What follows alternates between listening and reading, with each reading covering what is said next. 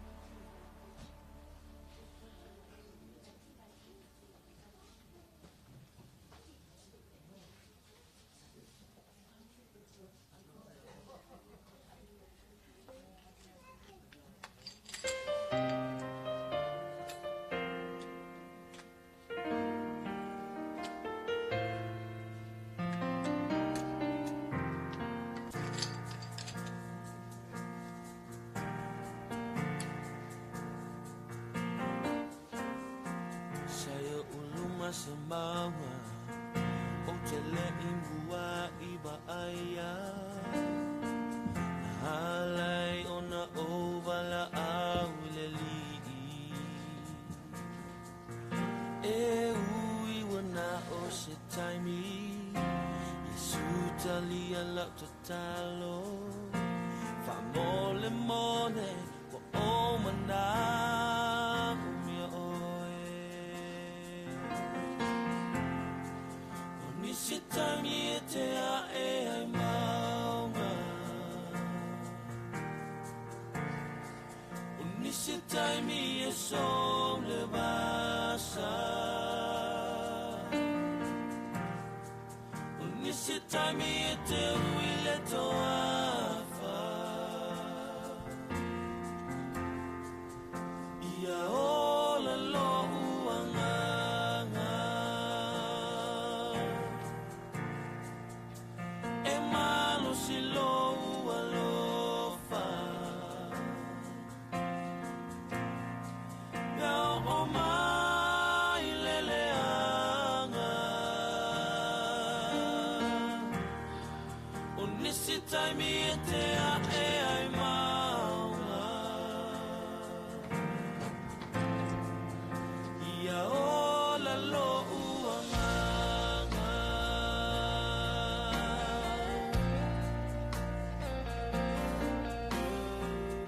tama mau ma oe sa o manatu e whai mo fie ua o se I o wala ai o te tau tino nei na o to atuli o ahule nei Yesu e tani la mai o nisi taimi te a e ai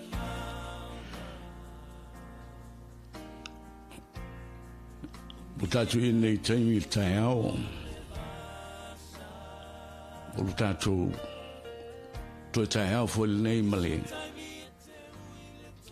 Leo so stama. Ia te whaoli.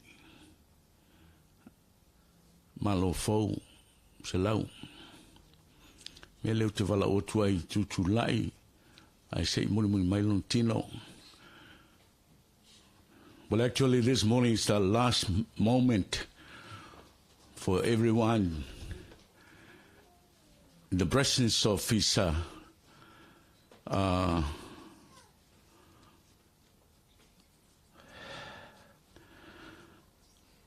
of the one and only in the life of the wife and the children. And I do believe, to all extent, who are able to make your way here this morning, the Korean family, especially the Samoan community as we gather here. O le teimi nei o te wala watu ai, ia, ile muli mai o lona tino I tonu, a wā lona to sauninga.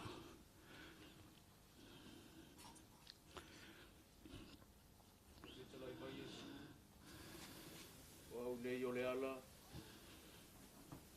o kumoni, mane o la.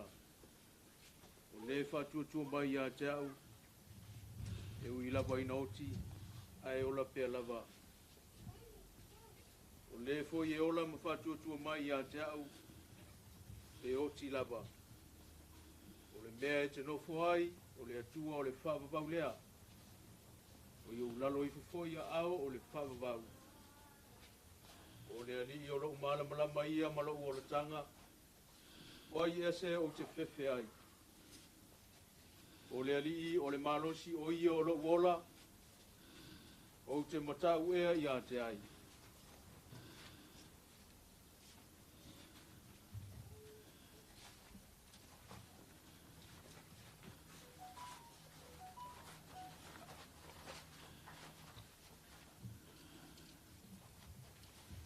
Ia whāwhita ia lava le li, a wāwana whāwhonga I le leo a utatalo. O le li o lo manosi malo talita o ia. Na tua lo loto ia te ia. Wa mātou I loa whai le tia lo mātou whale apitanga wha le lalolangi. Wa ia te I mātou le whale mai le atua. O le whale le I whai e lima. E whaavavau I le langi. E whaavavau lea.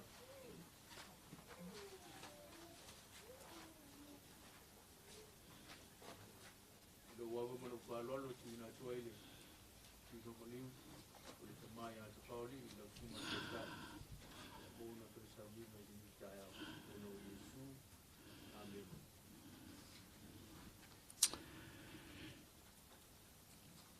Matu ye le tua ni tai au.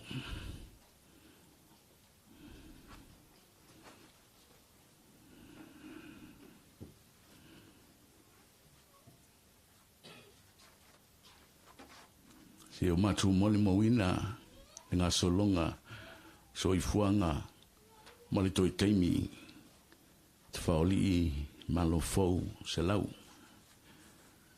O se whiau fwoi ma matu e ola. O le taunu unga lama leo la matu malanga. Ma futa maia I le tāpua inga I nei tai au mātou te whai whantasi, tau mā vai atuai, malau o na nei. I ngā lua me lua nganga I nei mātou langona le tāpua inga. I le ngata o whanua noanga I langona wha le lalolangi. A le oli a wā ua mapu atu yo au.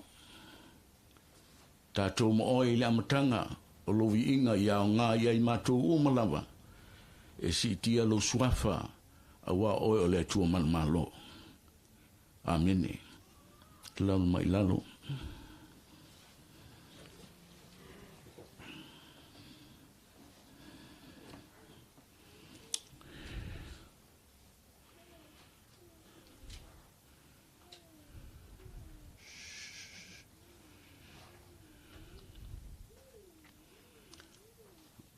O tatu ye le tapu inga ni tai au. Ia, whatalo whatu I pa I o le tatu pulputonga. Ina ua.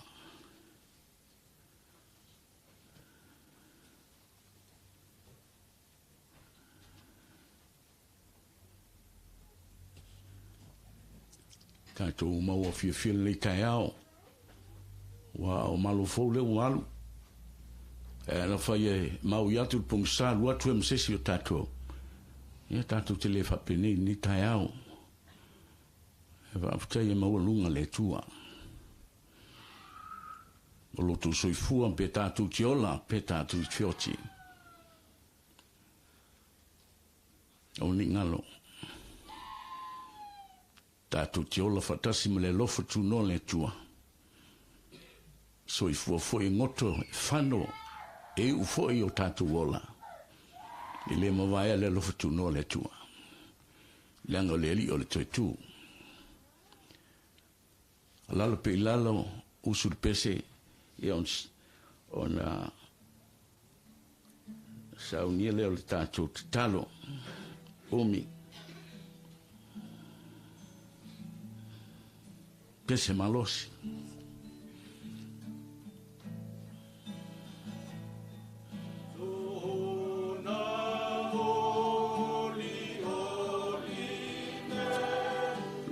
Lord, ya Yesu, we are found ya te, wala le pese for, pese alleluia, alleluia, olena, olana na o, so.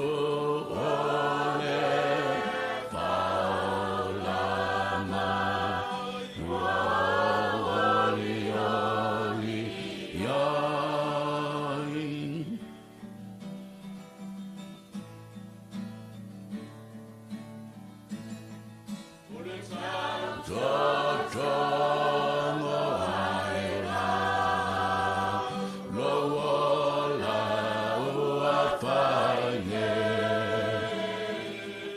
salona lo fayatea ane lele pese aleluya aleluya olela Yesu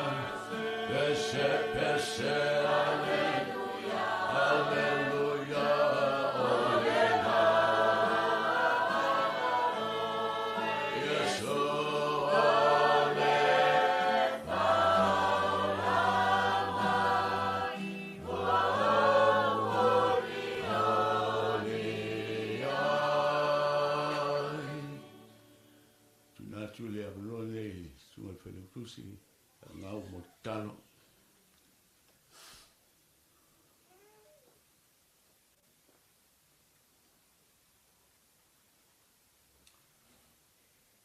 tato watu lumo le tuole te talo le tua fava vawe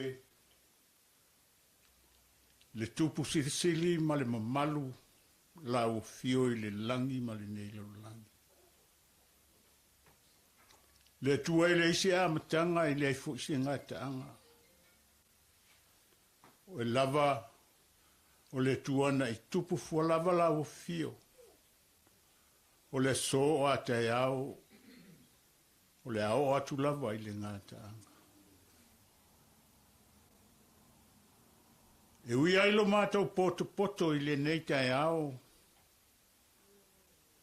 i le anganga ma le loto whaavau ono se tasio ta mā oso o tua ngane wa e a mia ile malanga le malimo le oti.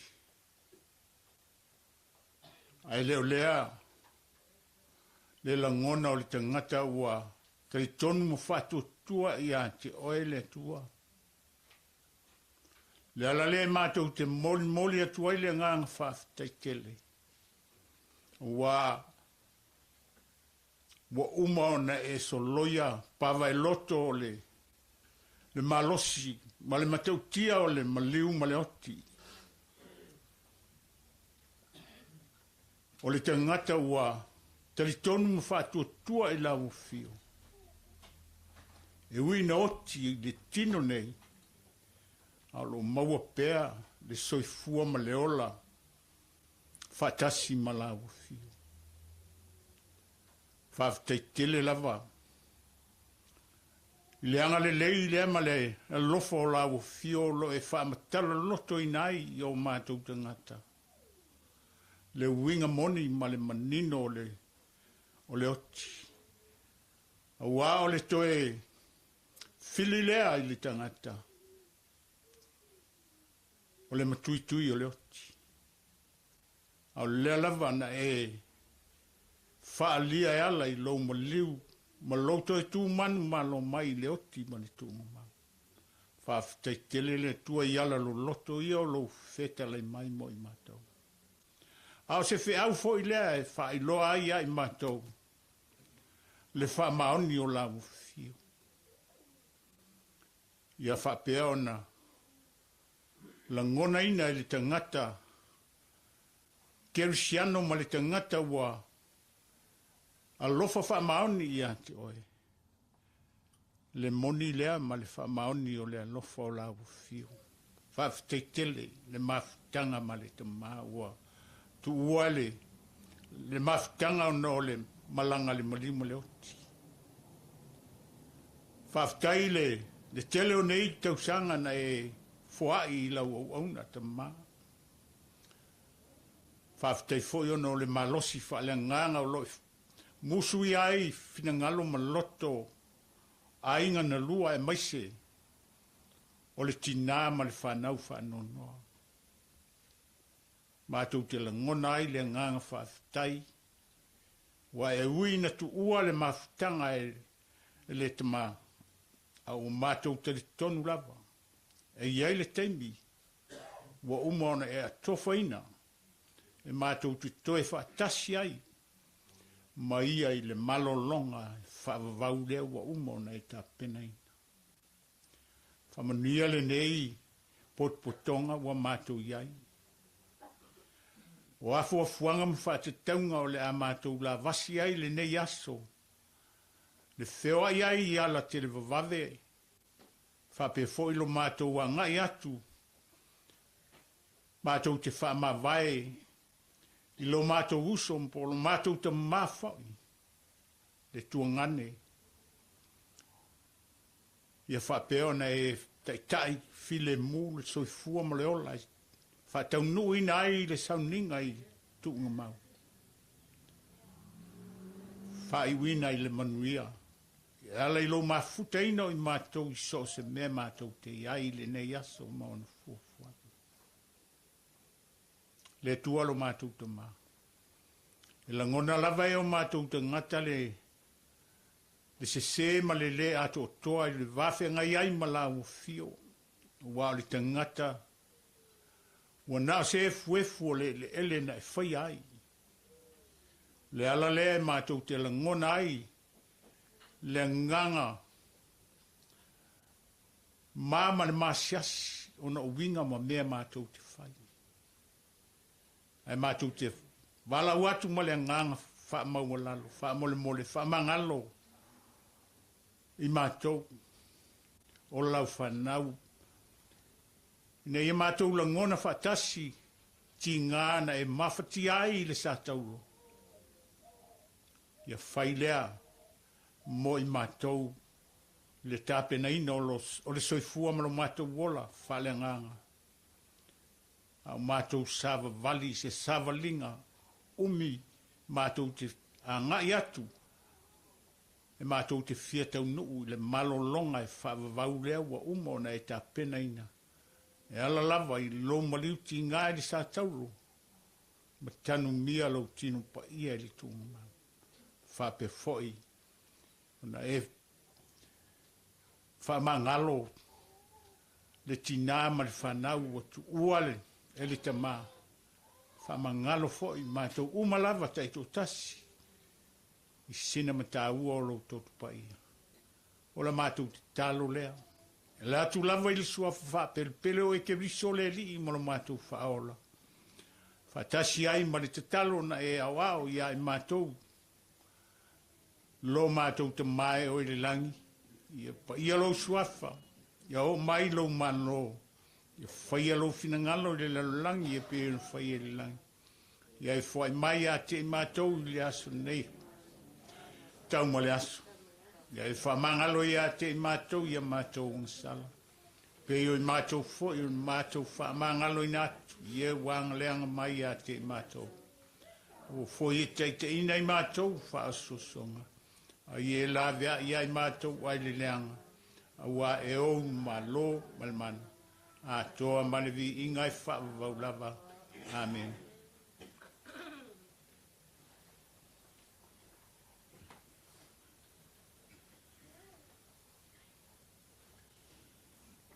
Yo tatio an pulkalame lelo iai.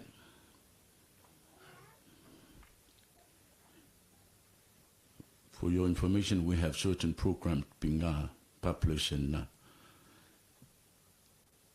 being coming out. I hope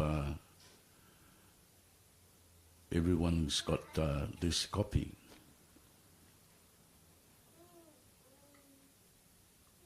just to acknowledge as we are proceeding, we have Korean family here.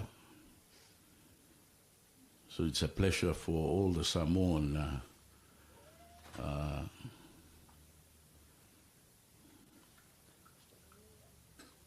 to all extent who are able to presence here in this room to welcome you, Korean family, brothers and sisters, in the name of Jesus. I do believe and I hope you'll be with us as we go along in this service. Fatalo fatu pa imle malo tato potonga Paulina Malfanau fa pefoyan na lua. Yelo foi na luenga. Ya mai se foi kalesia yon tupu montamali yo e fai un tatu wa wai fatasi. Ia fa pefo yuso tu fa fine kolea. O leo te mai te watu o le mori maua. A Pauline le la iai. O lo ie foi na inisi mori mau. Ia e o le la tuatu muai. Pauline mulmuri la mulmau se tuatu ya James ma Korea ia se fai se la tu mulmau.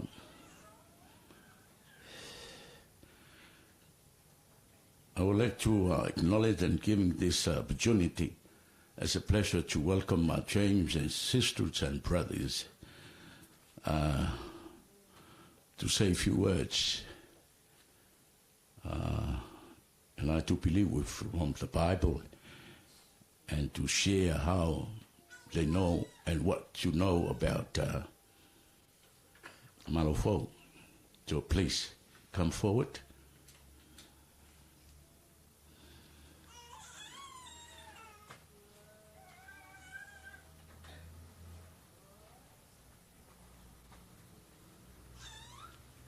Can you help me?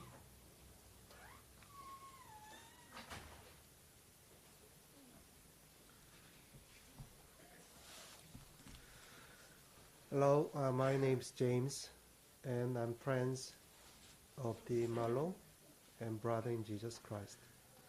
Might be I said to something last night, but I wanted to share another same or another word from the Bible today. So that's the reason I came standing here. So I just read the Bible just to listen together. So sorry, there is a Korean brother and sister in here. So I speak in Korean, and the Bible will speak in Samoan. Okay? Yeah. Okay. I will start from here. You just write. Read. Okay. 고린도전서 10장 31절. 그런즉 너희가 먹든지 마시든지 무엇을 하든지 다 하나님의 영광을 위하여 하라. Olenei pe tau te ai pe tau te inu po se tasi mea tau te whaia i o tau whaia me o malawa i ai le atua. 창세기 2장 7절. Genesis 2:7. 여호와 하나님이 흙으로 사람을 지으시고 생기를 그 코에 불어 넣으시니 사람이 생명이 된지라. Ona whaia le i ova le atua le tangata i le fuefu le ele ma ua mānawa i ona ponga isu o le mānawa ola. Ona avea i leo le tangata ma tangata ola. 창세기 3장 17절에서 19절. Genesis 3:17-19. 아담에게 이르시되 내가 내 아내의 말을 듣고 내가 너더러 먹지 말라는 나무의 실과를 먹었은즉 땅은 너로 인하여 저주를 받고 너는 종신토록 수고하여야 그 소산을 먹으리라. Ua ia whetala ia tufu ia a tamu. Ua e usiusta i le upu ala wawa. Ma ua e ai i le la au na ufai atua i ate oe na whape atu e awa e te ai ai. O le mele ua malai ai lau i le ele o no oe. E te ai ai ma le ti ngā ia so umaulo wola. 18. 땅이 내게 가시덤불과 엉겅퀴를 낼 것이라. 너의 먹을 것은 밭의 채소인즉. E te tupu mai ei ona au tuitui ma la au talatala ia te oe, e te ai fo i la au wafu o le whanua. 내가 얼굴에 땀을 흘려야 식물을 먹고 필경은 흙으로 돌아가리니 그 속에서 내가 취함을 입었음이라. 너는 흙이니 흙으로 돌아갈 것이라 하시니라. E te ai fo i au me ai mane hafu o mata, se i e tau fo i atu i le ele, wa na whai ai na ai lava oe, wa o le fuefu oe, e te toi fo i atu lava i le fuefu. 전도서 3장 20절 21절 Ecclesiastes 3:20-21 다 흙으로 말미암았으므로 흙으로 돌아가나니 다 한 곳으로 가거니와 Whai lau ngai tolu lua sifulu lua tasi, e o malava lua sifulu, e o malava i le me tasi, e mai le fuefu malava, e toi fo i atu fo i umai lava i le fuefu. 인생의 혼은 위로 올라가고 짐승의 혼은 곧 아래 곧 땅으로 내려가는 줄을 누가 알랴. O i se na te ilo le nganga o le tangata e lua i lunga, po le nganga o le manu e lui fo i lalo i le ele. 누가복음 16장 19절부터 31절 Luke 16:19-31 O le tasi tangata ma ua ofu i le ofu pa auli, ma le ia vai, ua tari le le ia lava, ia so uma. Yeah, I read here first. Okay. You read this please. 한 부자가 있어 자색옷과 고운 베옷을 입고 날마다 호화로의 연락을 하는데 O le tasi tangata ma ua ofu i le ofu pa auli, ma le ia vai, ua tari le le ia lava, ia so uma. 나사로라 이름한 한 거지가 헌데를 앓는데 그 부자의 대문에 누워 O le tasi tangata matiwa fo e ngoi ala salo wa taati e lon faito o walilo le papala. 부자의 상에서 떨어지는 것으로 배불리려 하매 심지어 개들이 와서 그 헌데를 핥더라. Wa manu, wa mana au tele ia ai momoi mea na pa ui fo le lao ai ale mau ua o mai uli wa eto na pala. 이에 그 거지가 죽어 천사들에게 받들려 아브라함의 품에 들어가고 부자도 죽어 장사되매 Wa fo i na oti o le tangata matiwa o na avele o ia a ngilu i fata wa Abrahamo. Wa oti fo i le mau oa ma ua tanu. 저가 음부에서 고통 중에 눈을 들어 멀리 아브라함과 그의 품에 있는 나사로를 보고 Wa i se oli wa fata unga aina o na te pa e ile o ia wa na iloa mao atu ia Abrahamo mala salo ilon fata. 불러 가로되 아버지 아브라함이여 나를 공률히 여기소서 나사로를 보내어 그 손가락 끝에 물을 찍어 내 혀를 서늘하게 하소서 내가 이 불꽃 가운데서 고민하나이다. Wa langa tu foi o ia wa fai atu lo tamae Abrahamo ia elofo mai a tau mai a wina mai la salo na te fui le tumtumo lon tamtama lima i se vai e wha malulu ai lo nei lau faiva awa wa opua ngā i le mumu o le nei afi. 아브라함이 가로되 예 너는 살았을 때 내 좋은 것을 받았고 나사로는 고난을 받았으니 이것을 기억하라. 이제 저는 여기서 위로를 받고 너는 고민을 받느니라. Ona whai ane leo Abrahamo lo uatali e manatu na e maua o mea lei le nei o langa. Na maua fo i la salo o mea leanga au le nei wa wha oli oli ina ia au a pupua ngā ina oe. 이뿐 아니라 너희와 우리 사이에 큰 구렁이 끼어 있어. 여기서 너희에게 건너가고자 하되 할 수 없고 거기서 우리에게 건너올 수도 없게 하였느니라. That's all right, James. That's all right. So, ele ngata i nei mea uma a ua tu mau le vanu tele lo tātou wā o le mea le masawai oe ua i nei ua fio atu ia te utau. Ele masawai oe ua i nei ua fio atu ia te utau. Ele masawa mai foi oe ua i nā ia te i mātou. 가로되 그러면 구하노니 아버지여 나사로를 내 아버지의 집에 보내소서. Ona whai atu le oia lo tamae o te whātonga atu ia te oe ina ia awina atu oia i le ainga o lo tamae. 내 형제 다섯이 있으니 저희에게 증거하여 저들로 이 고통받는 곳에 오지 않게 하소서. Wai to limo uso. Ina ia mortino atu ia te ilatou ne ilatou o mai fo i le nei mea pupua ngā. 아브라함이 가로되 저희에게 모세와 선지자들이 있으니 그들에게 들을지니라. Wa whai ane Abrahamo ia te ia o ia te ilatou mose malau profeta ia latou whaalongo iai. 가로되 그렇지 아니하나이다. 아버지 아브라함이여 만일 죽은 자들에게서 저희에게 가는 자가 있으면 회개하리이다. Aua whapea atu ia lo tamae Abrahamo aua. Ai a whai e alu atu se tasi ia te ilatou na ie uoti. salamo ai lātou. 가로되 모세와 선지자들에게 듣지 아니하면 비록 죽은 자 가운데서 살아나는 자가 있을지라도 고난을 받지 아니하리라 하셨다 하시니라. Ua whai ane oia i atia pe a whai lātou te le whalonga i a Mose ma lau profeta e ui lawa ina tū mai se tasi na ie uoti lātou te le ma whai lawa. Next one is Isaiah. Yeah. Please Yeah. find here because I didn't write down. Please. I'll read the English. I'll read the English version. Okay. Can you please find here? Only Isaiah.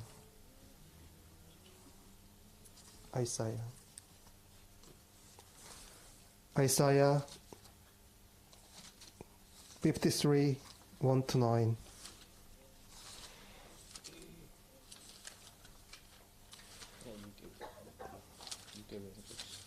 You carry on. Yeah. 오케이. 우리의 전한 것을 누가 믿었느뇨?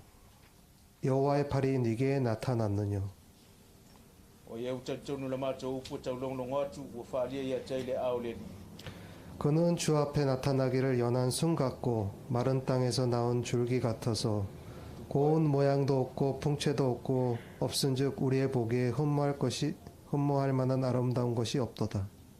Tupu ai o ia pe o sta tupu o na luma pe o ponga i le nuna umati le lau leipe le au le leipe la le lei o ia a tātou wa ai a te ia leiso na matango fie. Ina ia tātou mana na o ai a te ia. 그는 멸시를 받아서 사람들에게 얼굴을 가리우고 보지 않음을 받는 자 같아서 멸시를 당하였고 우리도 그를 귀히 여기지 아니하였도다. Verse 3. Ua ino sia matula fo ina o ia e tangata o le tangata whanono o masani fo i maltinga. Pe se i walu ese mata ia te ia o ino sia o ia ma ua tātou le manatua lava o ia. Verse 4.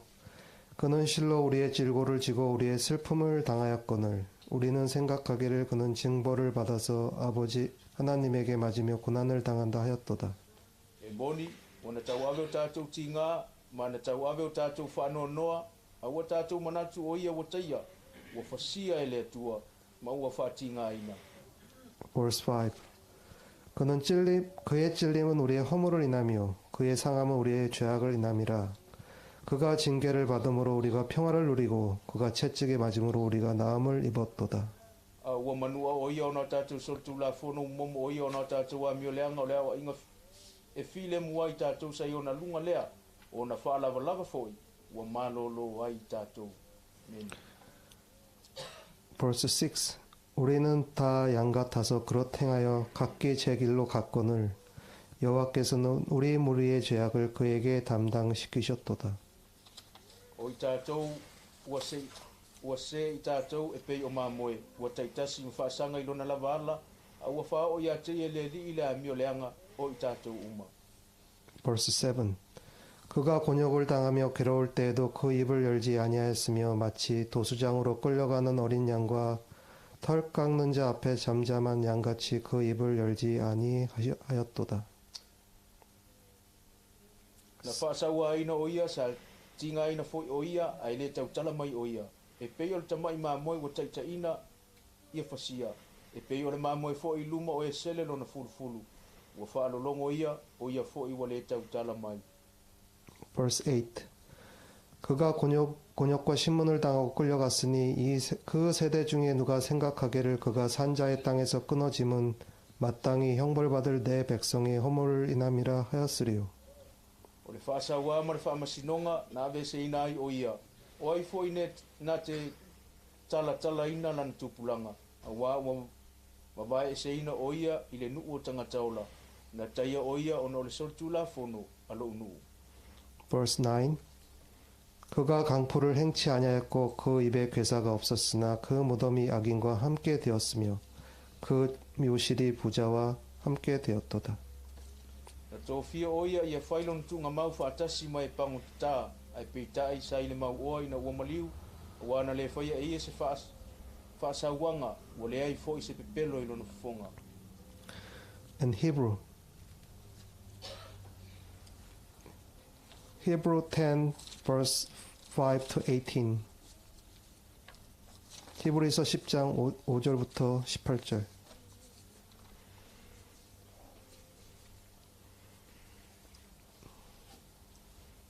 5.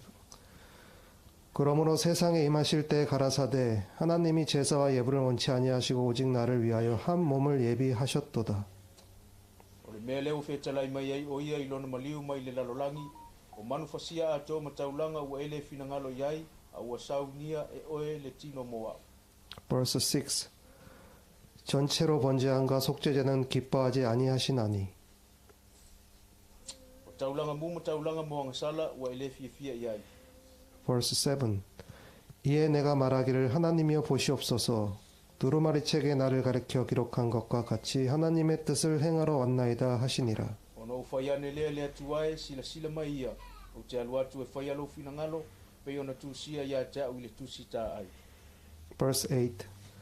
위에 말씀하시기를 제사와 예물과 전체로 번제함과 속죄제는 원치도 아니하시고 기뻐하시도 아니하신다 하셨고 이는 다 율법을 따라 드리는 것이라. Ua mua no whetalai mai, o manufasia, o taulanga foi, ma taulanga mu, ma taulanga moanga sala, ua ele finangalo iai, ma ele fia iai, o mea ia ua whaia tusa ma le tula fono. Verse 9. 그 후에 말씀하시기를 보시옵소서 내가 하나님의 뜻을 행하러 왔나이다 하셨으니 그 첫 것을 폐하심은 둘째 것을 세우려 하심이라. Ona toi whetalai mai lea tuae, sila mai ia, o te alua tu e whaia lo finangalo, o ave se ina ai e ia le mea na mua, ina ia wha tumawina o lona lua. Verse 10. 이 뜻을 쫓아 예수 그리스도의 몸을 단번에 들이심으로 말미암아 우리가 거룩함을 얻었노라. O le finangalo lea ua whaapai ina i tātou i le taulanga i le tino Yesu Keriso na whai whaatasi. Verse 11. 제사장마다 매일 서서 섬기며 자주 같은 제사를 드리되 이 제사는 언제든지 죄를 없게 하지 못하거니와. Ua tutu foi o taulanga uma, ua au na i le aso ma le aso, o lo avatu so i alava taulanga e le mawhai alava o na ave se ina ai o angasala. Verse 12. 오직 그리스도는 죄를 위하여 한 영원한 제사를 드리시고 하나님 우편에 앉으사. Peita iane o ia na avatua e ia le taulanga e tasi mo angasala, o na nofole o ia i le tūtamtau le tua e whaavavau. 13. 그 후에 자기 원수들로 자기 발등상이 되게 하실 때까지 기다리시나니. O loo whātalitali atua i pea se ia avea i lātou o e whai o ia mo lātou fili ma me tua i ona au. 14. 저가 한 제물로 거룩하게 된 자들을 영원히 온전케 하셨느니라. Awa o le taulanga e tasi ua whaato ina ai. E ia e whaavavau o e ua whaapai e ina. Verse 15. 또한 성령이 우리에게 증거하시되 O loo moli mau mai ai fo i le anganga pa ia i tātou. Awa ua uma o na mua i whetalai mai o ia. 16. 주께서 가라사대 그날 후로는 저희와 세울 언약이 이것이라 하시고 내 법을 저희 마음에 두고 저희 생각에 기록하라 하신 후에 O le whenga inga lava le nei o te whai mai. Ma i lātou, pe a mawai atu i aso, o lo whetalai mai ai le li. O te tu ina atu ai, tu la fono i o lātou loto, ma o tu si ai o lātou mawhauwhau. O na ia toe whetalai mai ai lea. 17. 저희 죄와 저희 불법을 내가 다시 기억치 아니하리라 하셨으니. O lātou ang salafo i ma lātou sol tu la fono o te le toi mana tua lava. 18. 이것을 사하셨은즉 다시 죄를 위하여 제사 드릴 것이 없느니라. O le nei, o le mea o iai le whaamangaloina o ia mea, ua le ai se toi taulanga mo le angsala.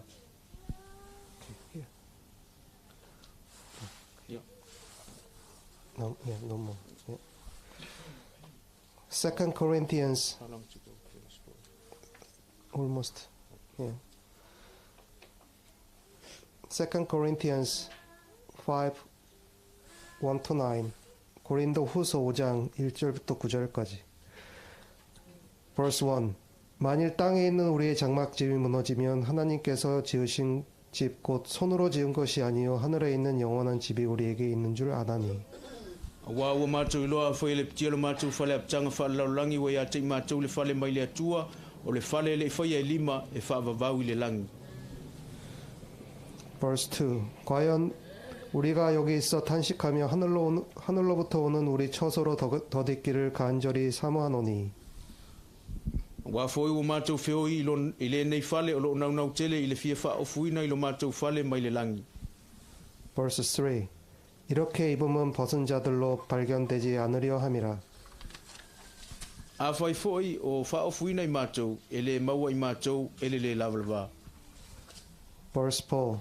이 장막에 있는 우리가 짐진 것 같이 탄식하는 것은 벗고자 함이 아니요 오직 덧입고자 함이니 죽은 것이 생명에 삼킨 바 되게 하려 함이라.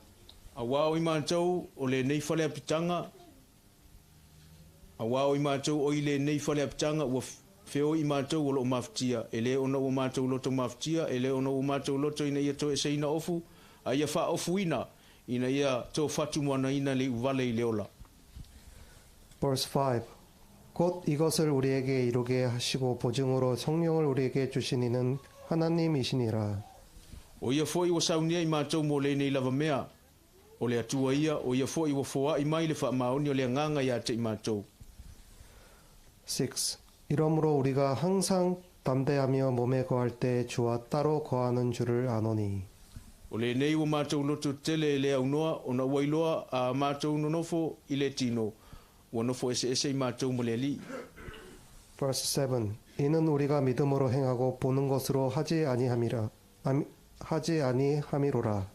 A wā le whātua o mātou sa wali ai a ele o le tino mai o mea.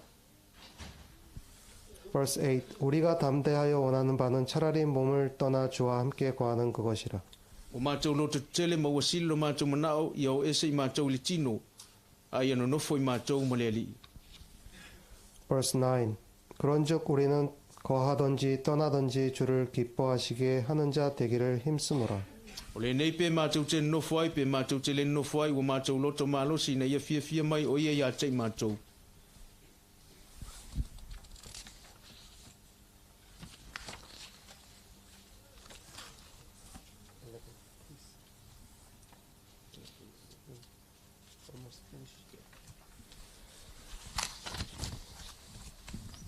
고린도전서 15장 50절부터 58절.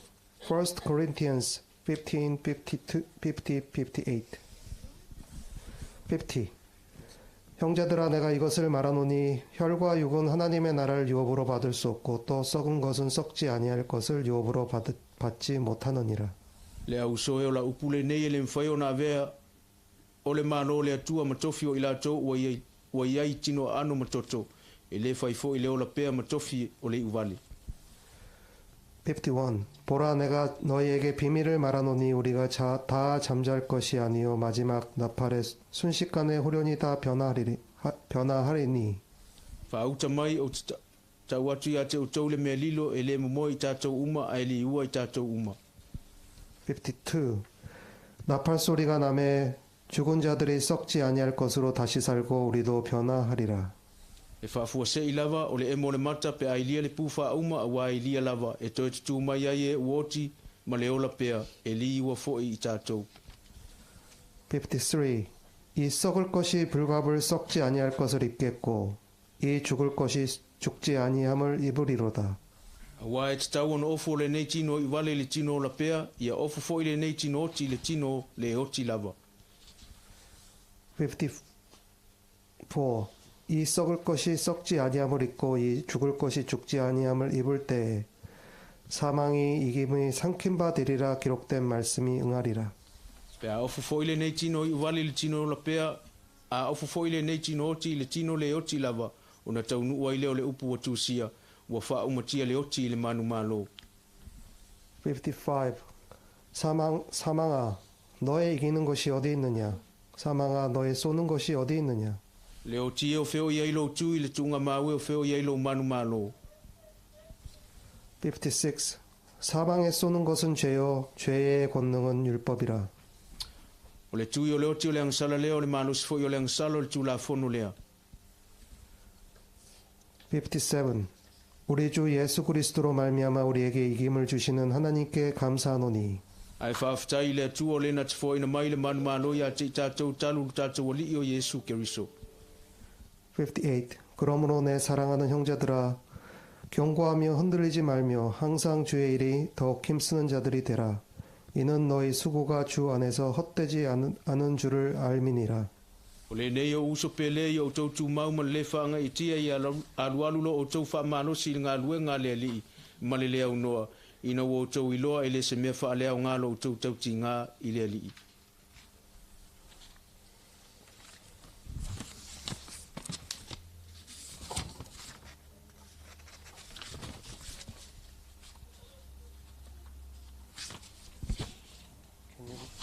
John, you find John here. Yeah. John 12, Yeah. 23 to 26. Yeah. 요한복음 12장 23절부터 26절. John chapter 12 verse 23 to 26. 예수께서 가라사대 인자의 영광을 얻을 때가 왔도다. Ua tali atu Yesu ia te ila ua o mai ona poe o aila tali o le tangata ilona mamalu. 내가 진실로 진실로 너에게 이르노니 한 알의 밀이 땅에 떨어져 죽지 아니하면 한 알 그대로 있고 죽으면 많은 열매를 맺느니라. Moni o te whai atu ia te o tau a whai le pa u le fu o le saito i le ele mapalai e tu mau pea o le mea tasi. Ai a whai pala o na fua tele mai ai lea. 25. 자기 생명을 사랑하는 자는 잃어버릴 것이요 이 세상에서 자기 생명을 미워하는 자는 영생하도록 보존하리라. O le wha pelepele i lo naola, e wha mau e ia i ai. A o le ino i lo naola i le nei lalolangi, e maua i pea e ia, e o i le ola wha vavau. 26. 사람이 나를 섬기려면 나를 따르라. 나 있는 곳에 나를 섬기는 자도 거기 있으리니 사람이 나를 섬기면 내 아버지께서 저를 귀히 여기시리라. A fia au na mai se tasi a te au, ia muli mai o ia ia te au. O le mea o te ia iau, e ia i fo i lau au na. Pe au na mai fo i se tasi a te au, o na vi ia lea o ia e le tamaa.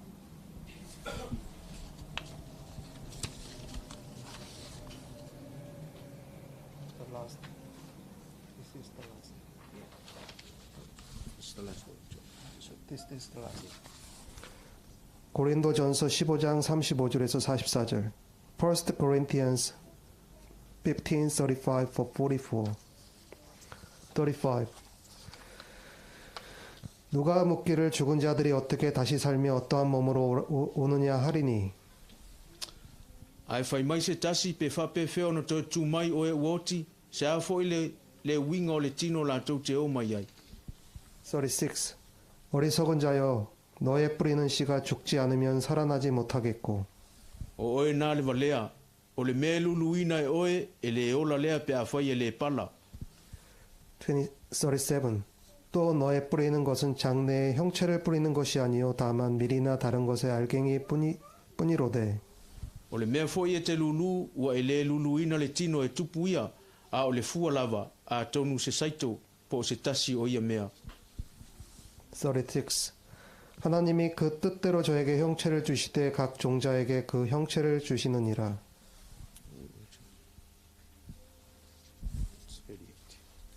Ai avane iai le tino e le atua, pe ona fina ngalo iai o ia, o fua foi tai tasi manona lava tino.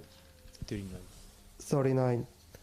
육체는 다 같은 육체가 아니니 하나는 사람의 육체요 하나는 짐승의 육체요 하나는 새의 육체요 하나는 물고기의 육체라. Ua le tino e tasi tino o malava, ai ese le tino o tangata, ese le tino o manu, ese le tino o ia, ese le tino o manu felelei. 40. 하늘에 속한 형체도 있고 땅에 속한 형체도 있으나 하늘에 속한 자의 영광이 따로 있고 땅에 속한 자의 영광이 따로 있으니. E iai foi tino whaalelangi ma tino whaalelangi, ai ese le mātango fio le whaalelangi, ese lo le lalolangi. 41. 해의 영광도 다르며 달의 영광도 다르며 별의 영광도 다른데 별과 별의 영광이 다르도다. E ese le pupula o le la, ese foi le pupula o le masina, ese foi le pupula o fetu, awa ua ese le pupula o le tas fetu i lo le tas fetu. 42. 죽은 자의 부활도 이와 같으니 썩을 것으로 심고 썩지 아니할 것으로 다시 살며. E whapea foi le toi tutu mai o e uoti, e luluina ma le pala, e toi whaatuina mai ma le pala, e toi whaatuina mai ma le matango fie. 43. 속된 것으로 욕된 것으로 심고 영광스러운 것으로 다시 살며 약한 것으로 심고 강한 것으로 다시 살며. E luluina ma le matanga, e toi whaatuina mai ma le matango fie, e luluina ma le vai vai, e toi whaatuina mai ma le malosi. 44. 육의 몸으로 심고 신령한 몸으로 다시 사나니 육의 몸이 있은즉 또 신령한 몸이 있느니라. E luluina le tino wha le tino, e toi whaatuina mai o le tino wha le anganga, e iai le tino wha le tino, e iai fo le tino wha le anganga. Thank you.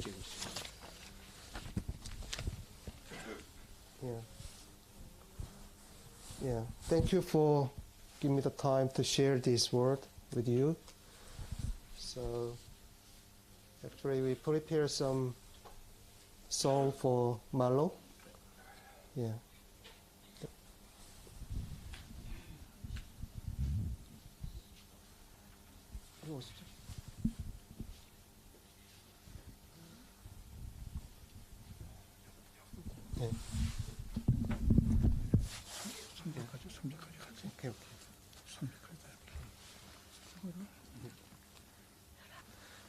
Actually, I think this song is not in Samoan, but I found this song in English, so I can give it to you, and you can sing together if you want. Yeah, yes.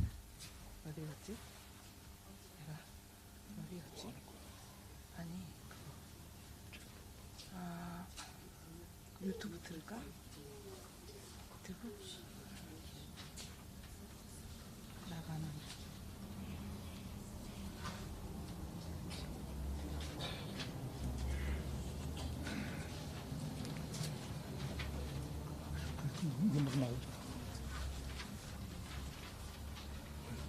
이게 먼저예요. 이게 그거예요. 나 가난 복지 귀한 성. 좀 사려도 해서. 3절까지는 하죠, 우리는. 지금 그러죠? 아니. 이거 이죠. 지금 주잖아. 나 가난 복지 귀한 성. 네. 해보세요.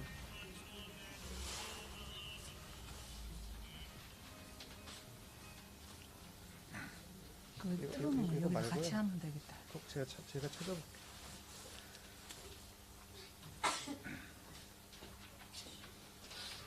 영어로 찾으면 돼요.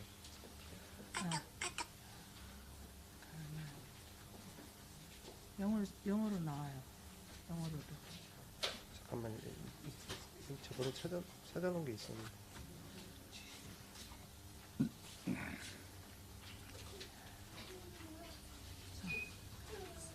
영어로 하라고.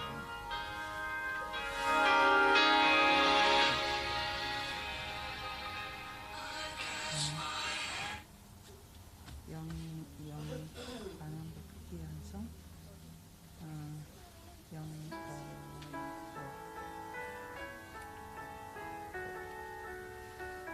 불러?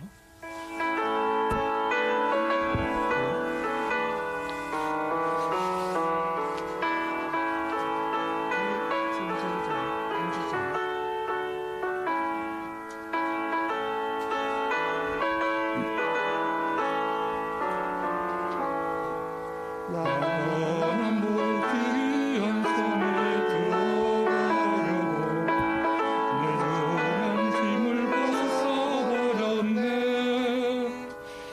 세상에 다시 방황할 일 전혀 없으니 당신을 살겠네.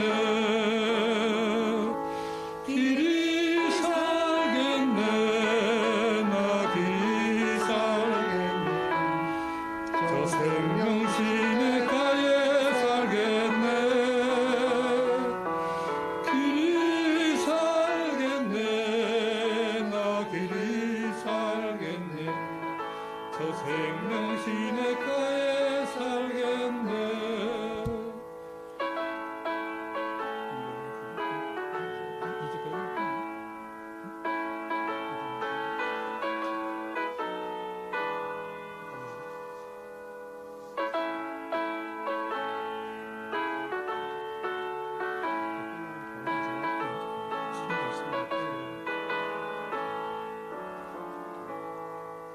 누린 영혼만 나눠서 먹여주시니 그 양식 내게 생명 되겠네.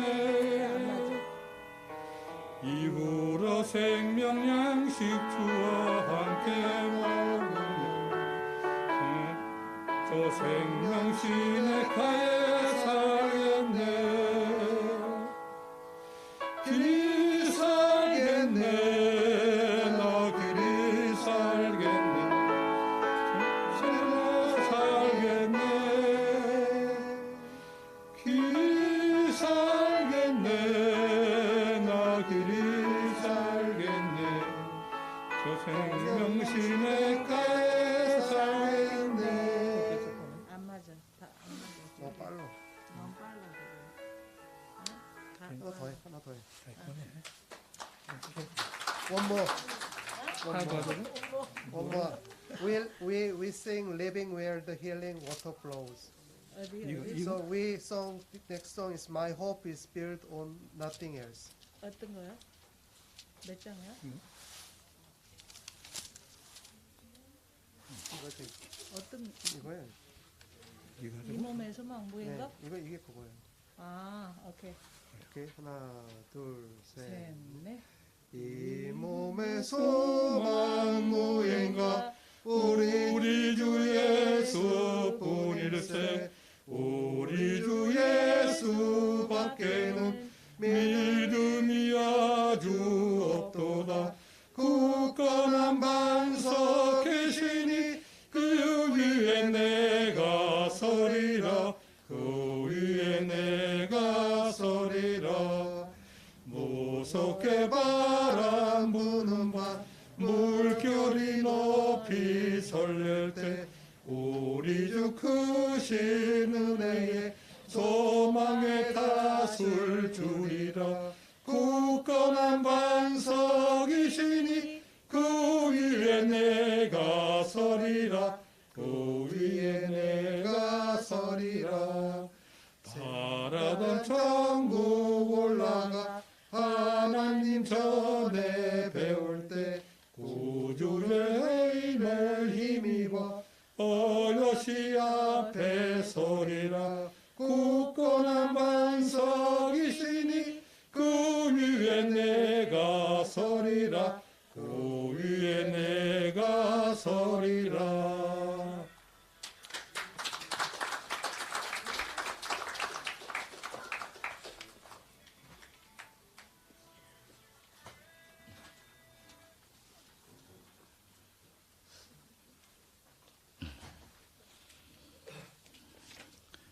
Ia mole atu whawhitele mo pesenga mal mol mau.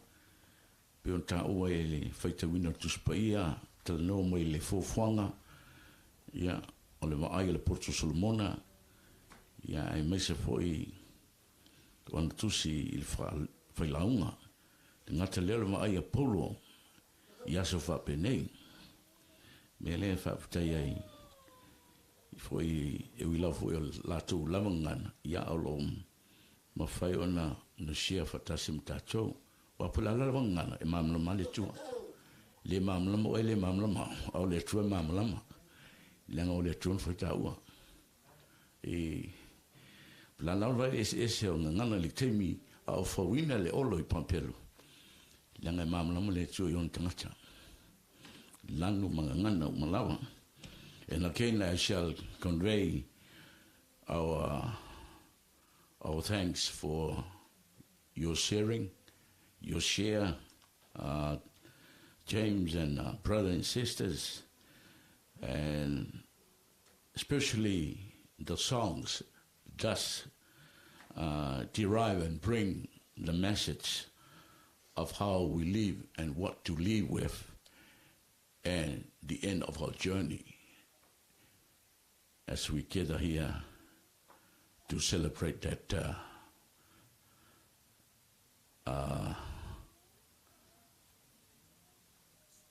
limitless, endless life beyond this.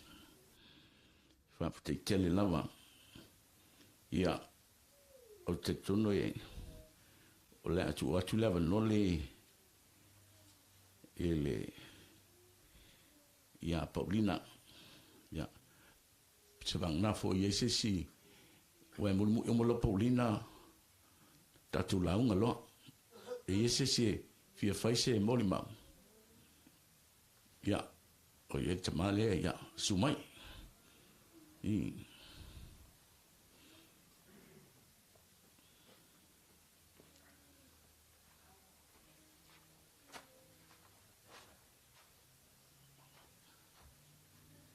tai lava tatu tai mo lava no o rongo o apo ro tawa pini te no for Henderson no West o te lo le unlimited church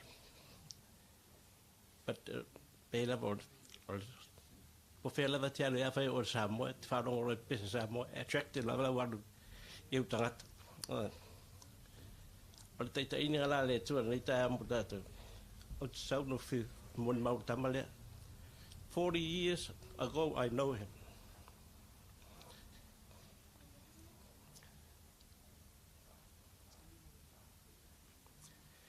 I've seen a lot of change in his life.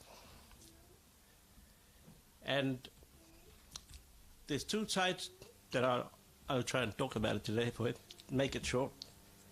Malo was a good friend of mine before he met Paulina. And when he met Paulina, he's still a good friend of mine. And after he left Paulina, he's still a good friend of mine, except he's not here now. But two things. He is a living word, this fellow.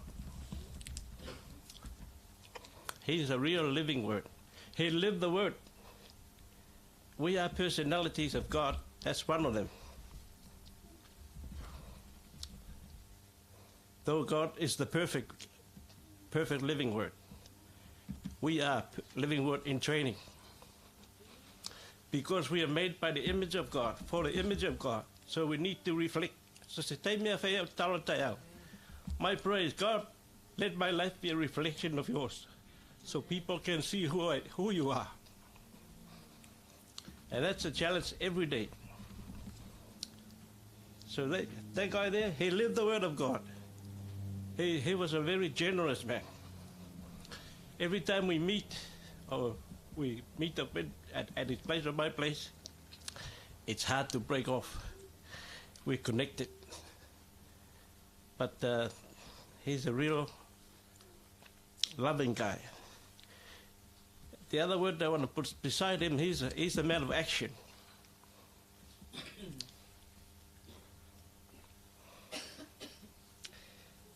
He's the man of today. He's not somebody who's procrastinated, but when he lives the word of God, when he hears today, it means today. And I very value his life, because, no matter who we are, no matter how small we are, no matter how big we are, we all have something to contribute for the betterment of others, but yourself. But don't be so selfish. Plenty of room to share in this world. No matter who we are, what language we speak, what color we have, it does not matter. We speak the same language. Praise the Lord. That's all. And for me to say that he's a man for today, that's why a lot of people live with regrets. If only I did, if only I did, if only I did. You hear this all the time, a lot of people, when something happens, you'll hear this, I wish I should have been, I could have been, I should have been. But no, God says now, today, tomorrow is God. We don't have a tomorrow. God has the tomorrow.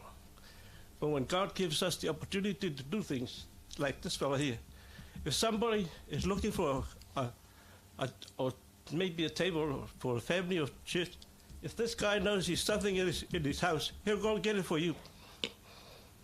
I know I've done it. He's a good friend of mine.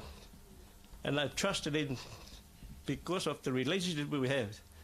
I learned to trust him, and he learns to trust me. There was one time we went to buy himself a car, and he didn't have enough money, so he looked at me and said, Oh, what are we going to do? Can I use your name? So I said, go ahead. So I used my name to go on the deal. About 4 months later, the phone rang. The finance called out, hey, where's the bin? Where's the money? I said, I'll fix you up. So I put the phone down. I called Malo. Malo, my name is here, not you. And he gets away and do it straight away. And I called me up and said, yeah, it's done. I said, thank you very much. Because that car belongs to me. If you muck around, I come and pull the car off you. But that's the language we speak. Don't matter how hard, how we talk and what words we use. Get to know the personality before you make any judgmental attitude or words. Because we always jump to conclusion many times. Maybe that's why we're so short sometimes. But praise the Lord. Thank you very much for the time.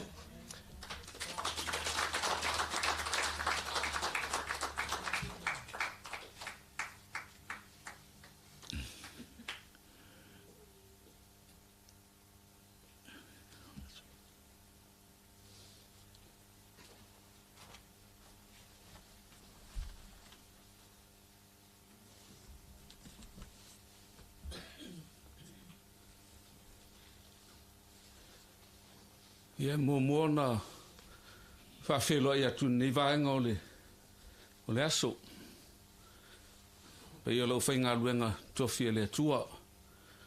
Ia nan fo ia sunga i le whaiwhi au mo le tātou uso mai Korea pa ia o aingana lua. Ia i le o onga o masani lava e whaamala malama ai e Fea onga kolisi malua le awa of au fale atu. There is unity in diversity. Iwina ese anga nuu ese anga ngana. E tasi le atua. Although we are from different cultures, diverse cultures, with different languages, but we all belong to the one true God. Me le ngona ile ngang whaftai nei tu lan tai au. Ui ana ua tau moe o le umi o le whaitau ngā tusi o le tātus. Ia. Ele ia sisi me sili loa fionga whauina le atua. Ia moli mai le whau tāua mō tātou. O na o vavai atua. Pe ala le ese mol maua ale ainga o Malo. Ia. E ne ile sau se si lunga ne. Le lau fai atu mol mau il nei tu. O au o le ute nofo a onga ile ainga. O le fai a vale ainga. Ia mau malo uto lua mate fai fi au le e whakasai sa sai Hawaii. Sa vai. Ia, o le sunga ia Malo, o lona tua a lona tama, o na mātua whaiwhi au e whakasa, o whaiwhi au e whakasa noa masaisi. O lona tina vaipa, ia, o le tausonga leo o le fionga i lea malu o Malo mali o toa tan mawhili le lua cousins sa soifua maola i le nuu o malie ia tātou te leo mafuta manisi o le ainga mai malie a o lala mai tua i ole to whai a tau leo sumaiki iese e foi e neil tua whine ole sunga i ia whaoli i Malo Selau. Ia ina nei e lele iana motu le pāua ua iloa. Nei whapeane ai whatoa iloa nei e Malofou le awala. Ia e langa o le ainga nei o le ainga o whaiwhi au. Tupuanga foi lea ma le whatu na to e mātua. Lea lava e whaau au ma soli muli vai i aile. Ia le fionga ia whaoli. ia nei umi se whamatalang. Nā le lua ni whai upu mai tuspa ia. E fia wha au tū i eisa u moli mau. Mata i ala i se moli mau i nei tae au. Hei mai le upu a Paulo i a Roma, whai upu, ele mata upu a suma le wha, whai upu e fitu, se i o ile, whai upu e iwa. O waile eise tasi e ola mo ia lava. Ele oti fo se tasi mo ia lava. Pe a whai tātou te ola mo le li. A whai fo i tātou te oti mo le li. Pe ola, pe oti tātou, o i tātou lava o ta ngata o le li. Wa le mea lava lea, na maliu ai ke riso ma ua toe tū mai, ina ia whai o ia mali i e ola a toa mai uoti. O le ala fua lea sa samali ai malo tu lou le suafa. Tangata ele i ola mo ia lava. Mai sa ola mo isi. Sa soifua mo le li. Pe a fua i mo li mau sa fai e. O lana lea me fia e o ai a tia o te sau o a o le fai fi au. Ai ta lai mai malo i a tia. Pe fōlinga o te leilo tu spa ia matali e ama o fai ia. O le va a tasi le tate ia. A o le anganga le o le uso. E fia i loa apa uata i loa mo i Yesu. O le soifuanga la o malo le o te whaonga mai il foi tau le a Paulo i Arom. O le ola mois. Ia o le mea moni a. E le i tele si taimi o malo i lo matu a inga ina ua no nofo ma Paulina. Taimi a toa o malo. Ia lea lava sa mo li mau ia Paulina le aso nafi. Lona ola a toa malona taimi a toa mana tupe uma malona malos. Oi. Ua fai ai e malol tala e masan fai e lo utama. Pe a sa uni tangata e fai puiponga. Ali, tamai tai. Ma fau le lei. E te le o alu e fai poipo. Na o tama na e fai poipo iai. Sa uni o le a e fai poipo i le ainga. O mea umalava i e te alu iai. O le maumanga o le umkuka o fai lave. O le fai poiponga na fai samo. Le la sa fai e te faoli. Fai poipo lava ma Paulina. Ma saua i lava. Alu atu i matu fai lave. Pista ngata ele mo an tupe. Mo le lava lan fai soa. No le ua ngoto uma i a Paulina. Ai le se meleanga. Ele se meleanga. Ia ese a o isi unga ali iwo. Alu mal malo si o fine le ainga te malo. Ia e faito o lua leanga fa pena foi la te faoli. Ia mele tatu aing ia malili. Ia le i to i vao le malo si male afu o malo. Le sa fai ai le fina ngalo le o le atua. Ia le ola mo ia lava. Ai ola mo nisi. Ia maua se anganga. Ia ola si tangata. I lona malosi. Mana tupe na maua. Ia. Mele whaftai le atua o nole. So i fua o le uso nei. Ia ona whai u leo se moli mau le nei. Tu lao le tai au. I upu. Ale angelu ile. Kale anganga ile angelu le kalesia i Philadelphia. Umanga luenga le lei. Un fai mai le upo le anganga ile angelu le kalesia i Philadelphia. Wo loa unga luenga. Fauta. Wo tu inatu i lumal fai toa wa manoa. Ile ai foi se tasi. Na te mawhai on puntia. Wo loa ua titi lo malosi. Aua e tausia la upu. Ma ua e le whaftia lo ingoa. E leo stangata malos. E leo stangata e ato toal malos. ai le I mawhai ona whaavai e lana mori mau. Sa tala I pia ia ona o mātou I ola mai le e whakasa I al mawhauwhaunga fo I le tu pia I whaiwhi au whai ngā luenga wholwhola mal tala. Ia o tātou I le lalolangi e mate whelewhele le wha moe. Au le wala au le ake riso mo I tātou. Tātou o e whai maso. Tātou maso. Po le pule laa.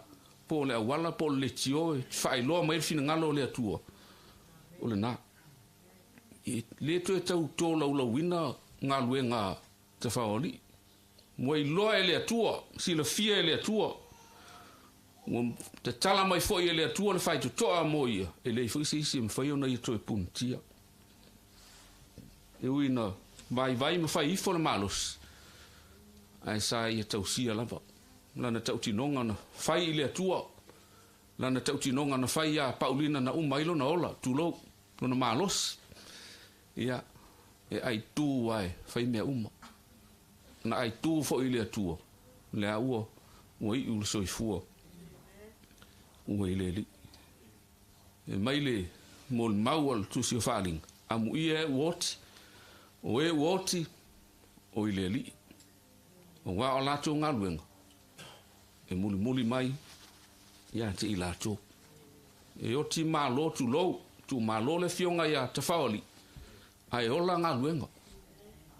E moli mau pea ngā luenga. Moli mau pea ia Paulina malan whanau. Mātou te moli mau ma tātou moli mau uma foi. Iai. Ia vi ia le atua. I le soifua o lana au auna. O lo mo moli mai alo whaanga o mātou a inga umai Samoa, ma Amerika, ia ma Australia. Langa o mātou a inga e awhakasi e tele pito Siamani, pito Amerika, pito Lucia, pito Ukraine. Ia. Mea foi nā le pe tau loa le tūna o Malo. Ia, langa e tele o na pito awhakasi. Ia, o lou toa lua le mai fia usu le pesi. Ai sisi on matu a inga fia u join mai le matu pesi. Ia, o mauana o mai New Zealand nei, o le whau unga o lou a fine sa whaia I le solulu. Ia na te lona I lolo e Malo le ua mai nei. Ia, whai lo malan whatofa. Ia pesi. Because he lives. Ia, e pia usu atu le pese lea mo po Paulina ma sean whanau. Ia, o lo soifua le atua. Au mai, le ka pea whau mai.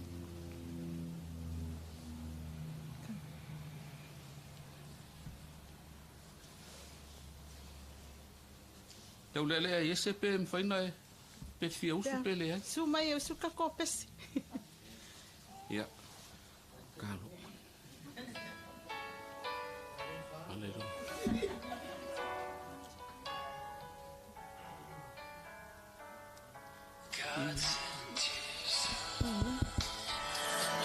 They call him Jesus. He came to love, heal and forgive. He lived and died to buy my pardon, and empty grave is there to prove my Savior lives. Because He lives, I can face tomorrow. Because He lives, all fear is gone. Because I know He holds the future, and life is worth living just because He lives. How sweet to hold a newborn baby and feel the pride and joy He brings.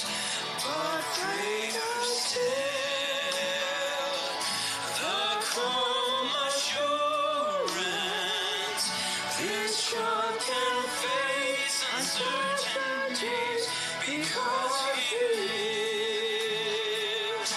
Because he lives, I can face tomorrow. Because he lives, all fear is gone. Because I know he holds the future, and life is worth the living just because he lives.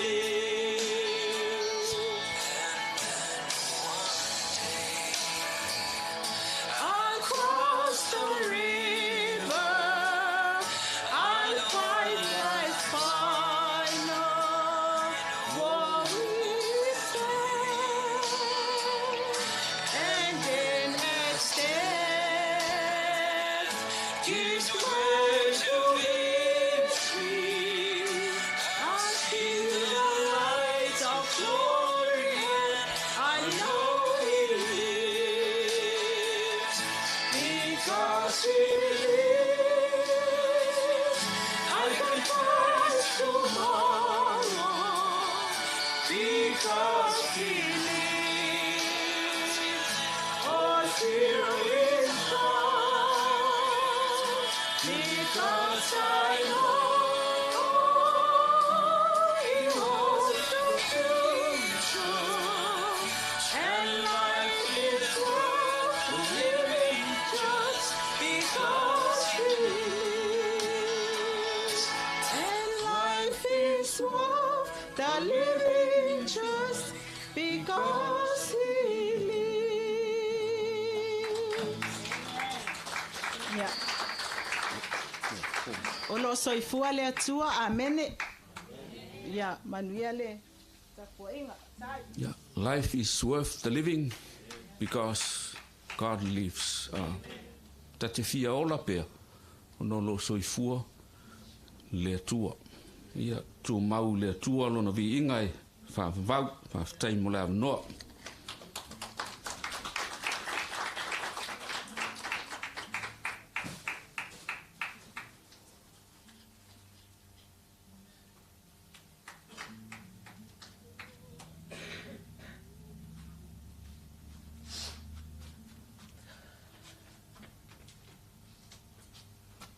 Ia o te whatalofa atu, ia te oto uma i le suafa, manu malo o Yesu Keriso. O lo ingoa, o Paulina, Pati se a o 5. O sui nei la o whaiu ina ua, o whaipoipo atu, ia Malofou Selau, o Paulina Selau. Malona whanau I le asos fulumaleiva o Januari tasiva onolua. Na mawhai poipo I le aso iva o me tasiva iva lua. E ta tolu le mawhanau na foina mai le atua ia te ia I te tono alo o manawa. E to tele tamaiti na vai tamaina mai e ia. E o mai le taimi nei o tama whai lava nisi. Pe o le tala na watu e le tamawhai whi au le aingo malo. O se tangata e lo fatele lo ainga. E le mafuanga. O le la o iai. Na malanga malo. Ma Valerie. E whaolo na suafa matai. I le ainga lo na tina. I a whenga. O I malie. Ai o atu e leo. O nato au o I malo. Fau Selau. I lo ainga I whale ula. Taimi o mana mana no fai. Ai e tinga talinga lo torua. O te whai ai. Taimi mate ai ai walau lau. Taimi e te tongi ai. Taimi e whai ai o mato whatau. Dad, lo tina. Dad, lo tina. Dad, lo tina.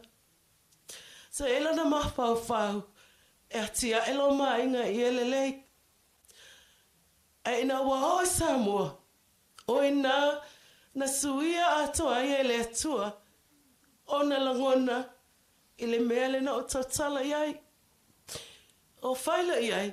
O oe o le Iosefa I te tono o lo mato ainga. O oe we whaola ina lo ainga. So se mea lai mana o lo tina. E fatino ai malo. A o whangalo ngalo ina se vai aso po walua vai aso. E le ma whaina ngale malo e whamanatu ai e tea. Le mea ave lo tina. E o whale taimina ma liu ai Selau. Pangalia taiminana. No o whanau ai a Valerie. E le whanau no moa au. I o ma whanau uma o te taoto ai. Sa le ma whaio na o Malo I Samoa. Ai sa iai se isi vaenga o le ainga. Pe iai so na uso le e se le tina. Pe o to se sila fia. Le tama lewa maliu. E la na whanau. E ese lo na tina. Sa ave iai le he sosoang ni o ai le o tile o lo na tama. Ai na wa oti lo na tina. O ina ola lo na tina. E le tu ua e ma ua le tau singo vaipa. E o ale taimina iai vaipa. I o I mapufanga lele. Se ia o ana whai lo mai. Ele ainga awa ne latu malo. I le maliu o lo na tina. Ta si ala tala I lo tolua. Ta pena o mea e te alu. O te iloa. Ele iloa lo ainga le mele na avatu le oti o lo tama. O ina na whai ele matau singa o la lo tina. Ona o Malo na tausi ilo na tina. Ma tausi ilo tina. O te whamalulu atu foi I le ainga. Mawalunga. Le ainga milionea. O te tawatu ia te ato. O Malo e whamawalunga le to ainga. Malana tala na whamai e te a. Paulino lo ainga mauoa. E no nofo me le lei ta vale me uma. Alo alwatu sa mova ai le ainga oi. O lea la tu I elo wola. Vete ele ai. E oi lave uma il watu ai Malo Samoa. O te whaia I ai. Na lo watu atu se sosoani. I isi o tina po uso motuani. Ali o spend a lot time I lo ainga. Ai pangalia. E peia se tangata na whanau. I le manau o lo tina. E a whai o uso motuangani. O masani ei ana tala. O no ana tangata. O ia whatino ina se mea sai te tono lo lotu. O ne maliu lo tama o se fululua o tau sanga. Ele ai se mea sa mawhai na mato whatino ina e atia e lo mato ainga. Sa o tui le tua malau tala. Le tala le tua iatia. Paulina, seek me first the kingdom of God. I ask more question. Lord, when I fulfill my mom's dream, even the house,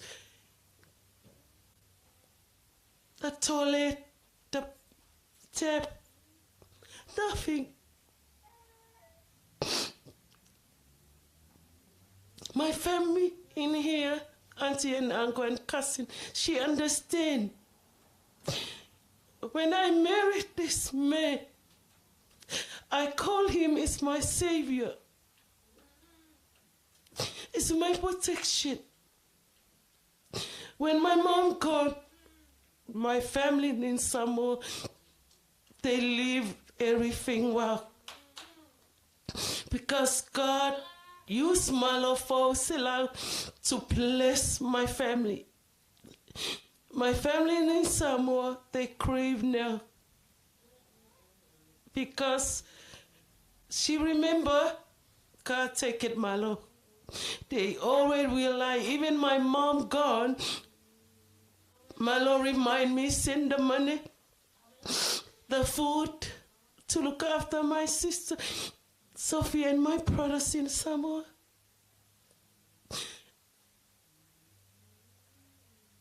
I know he's the man of God. I know she want to go to Samoa this month, but God say, come, that's enough. Come, that's enough. I'm so joyful in my heart. My husband go to see his master, his God. This family, they listen from all over the world, especially his family. Sorry, family, I make easy for my husband life in this world. Because Malo, so painful, the sick, he never showed me. And thank you for the word of God. They build up my strength. If I sick by myself, it's very hard to me.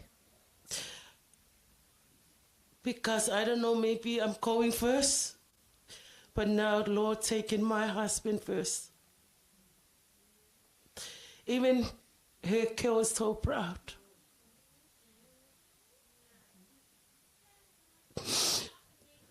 And my sweetheart, thank you a lot. God brought you to me to be a savior and show what God say in the Bible. Love your wife, and your wife, you are respect to you. Now I'm so peaceful. Even your children, Faith, Valerie, Pauline, and Malaya in Australia, and Felila, Lisa, Michael, Akape, and Rachel, and all my niece, my nephew, grandnephew, grandniece, they are all support them. Anybody see want this man, they keep inside my house. They keep. Even the church, she tried to do something better. Sorry, Dad, I never do the pasamu your last day. Because I look to your children, especially our baby Pauline. But our two, our pets, everything. All our family and our friends from overseas and this caring, thank you very much. Thank you very much. Then even more so, my husband, and leave this word. I sing a Samoan song. Whawhetai, whawhetai, Yesu whawhetai, I loa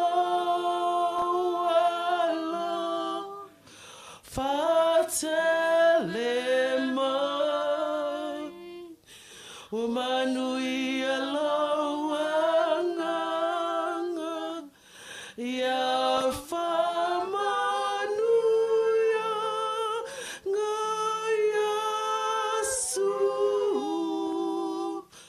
whawhetai.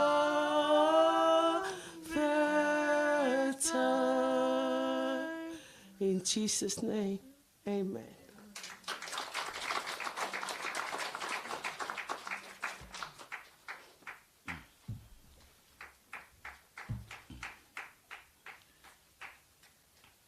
Ia koe mese spati.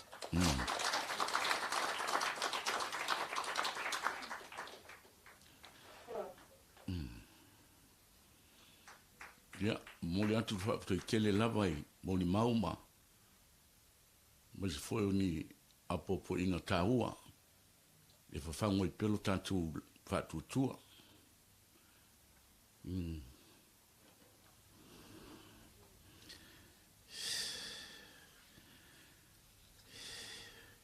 Ya le mai te watua, wala te teimi, si kama si tātou pese sei.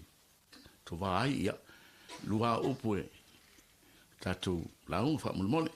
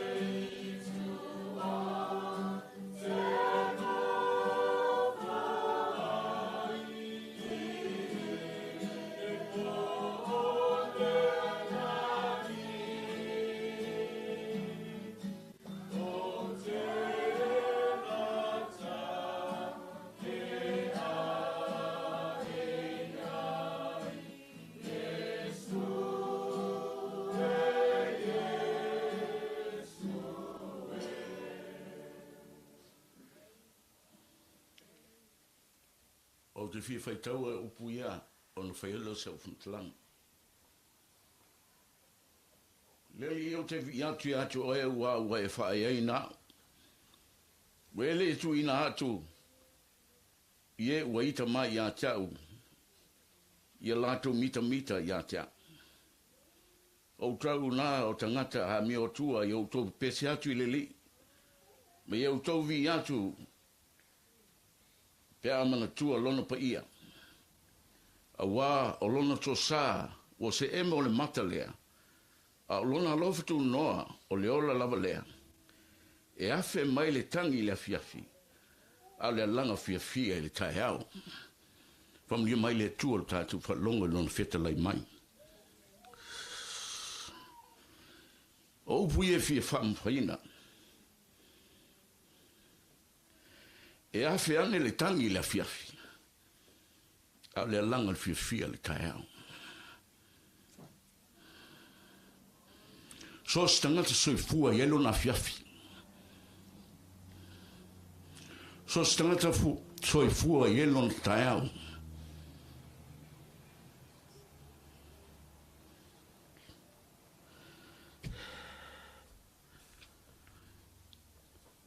Whoever live in this world shall know that he has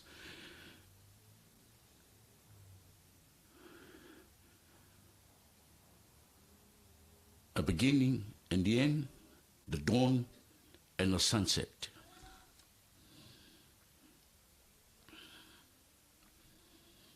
lono winga e te tau nei loi ilo fiafi.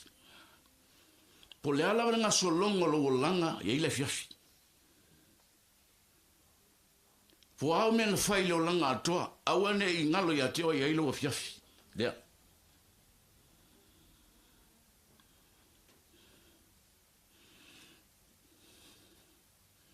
You have to keep in mind and in remembrance of your day by day that your day will come as it is.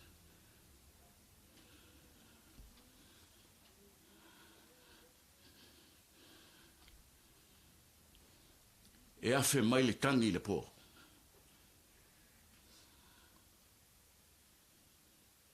E alanga fi le tai au. There is a revelation beyond this. The joy.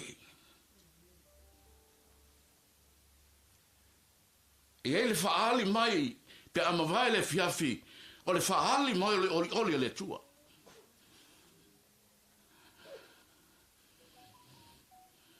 O le tala noa tavita. Ilo no langa. O le tala noa tavita. E malama ilo na tua. O Salamo Lea was written particularly to dedicate ile tua. Ma le tue fawino le malu Yerusalema. Ai au fuala iai. O Salamo Lea. It is for you and I to rebuild our spiritual body. Ina ia mai I ungo aso ia au ta pena ta ua. Tasi nei aso I loi oi. Lo osi ainga. Aso nei. E te loai lea. Sa eleva ai au wa mai. Ai sea.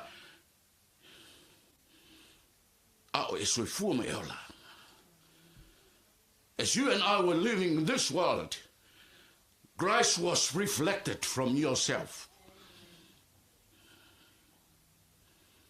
Asfapine.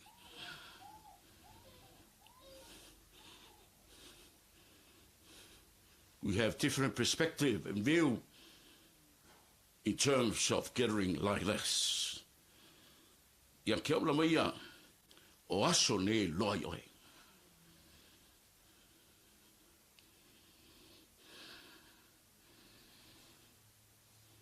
Paulinga. Stanga tortino. Sa fatali le leva yaso o anu man leva yaso. Le asesi o watu. O le ainga le masani tupula fa lave. Le inisio le utava yutiai. Tu los Malofou. Melea. Le o mai nei le te no fam psili.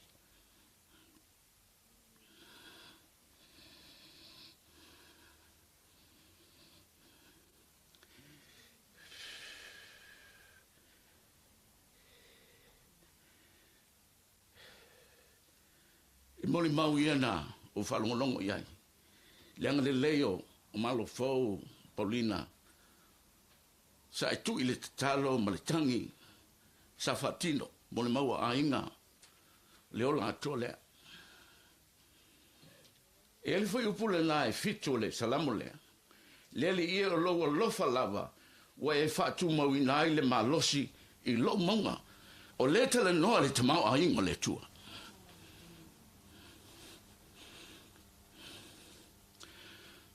Sa mata o fa pere te maho ainga, au a fa tupu le tua peo se maunga. E lawe ina i oe. Fa soa na te maho ainga I lo ainga. Fa wal fale, o a mea umolena e ta ua. Fa sa loto ulangona.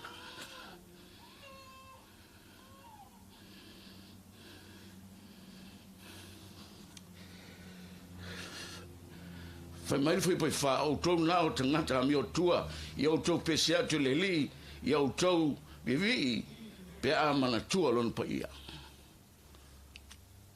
Ai silf. Ai loa, mo loa, ma tatu loa le pa ia o le tua.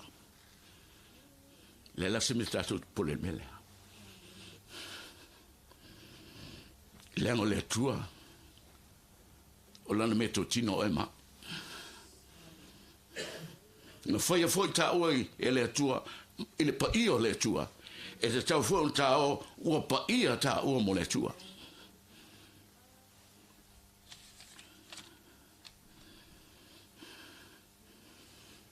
Tato umalawa i nei vaenga o le tai ao.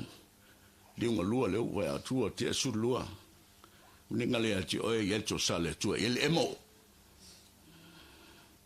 Nai fai mai e peo le emo le mata. Le ia se finau ma le tua le tato te. E te punou mo unga lue mo tato. Ngā lue ma auna iai. E le fai tonga fiti e se siluma le tua.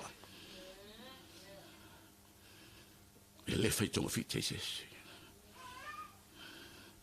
Langai. O ta ua o tangata. Hao le tua na fai ta ua.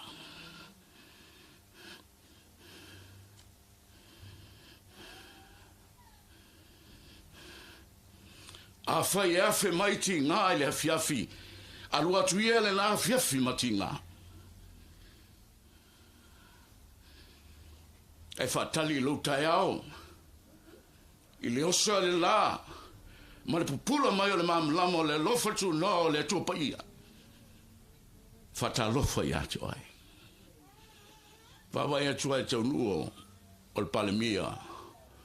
New Zealand i Samoa. Wa atu leo whai mai whawhiwhianga. Whai me pese. Peo. Pea Malofou Selau. Fia. Ma whai whawhiwhianga fia.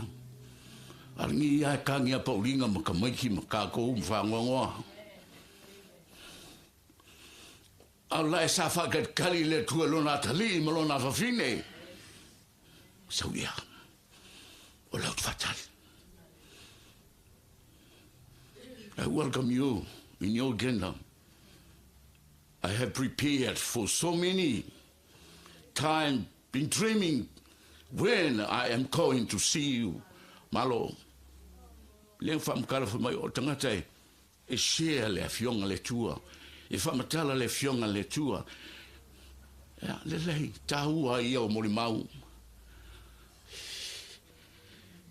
Atonu, e ala ngao ona o lere a ngai lava ia paulinga. Ai lea ngai lona ainga. E lea ngai isi. Na paulinga. Luna winga, e ala paulinga, moe paulinga. O male fiafia paulinga, e o male kahea paulinga.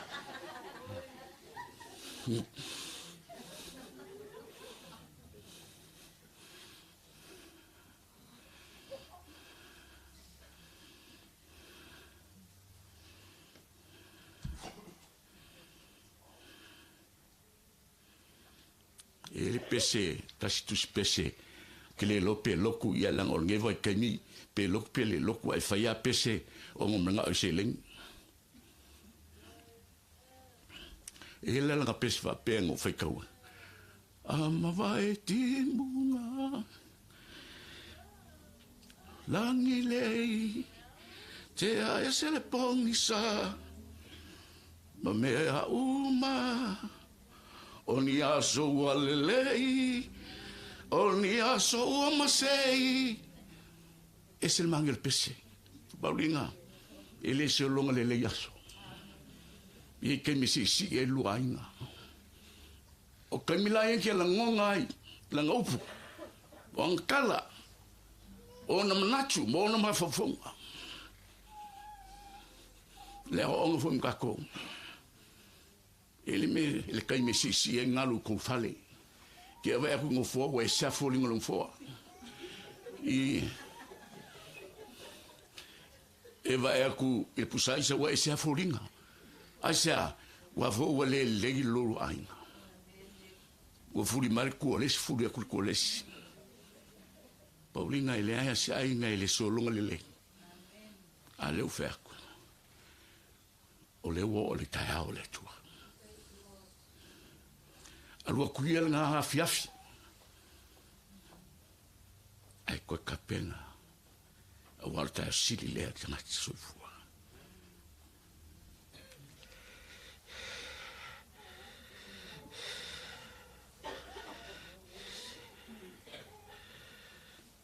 Lenga lea se kau pe unga upu le sa ta ua whaiwhiau. Tai mone. Whamanatu umane. Whamalosi. Le se si ola moia. Le fo se si oti moia lama.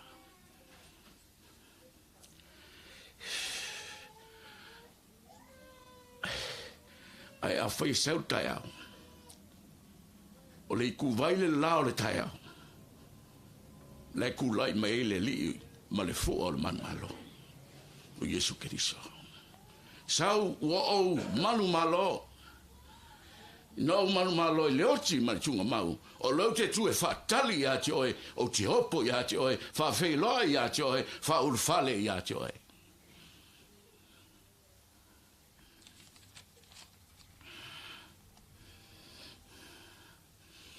E profiti ka ua I mea le tua. Kua profiti a ka ua.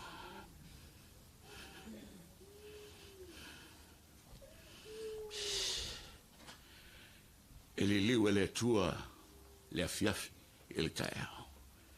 God will turn the night to the new morning. E se maneia. E whamanuia I lava au.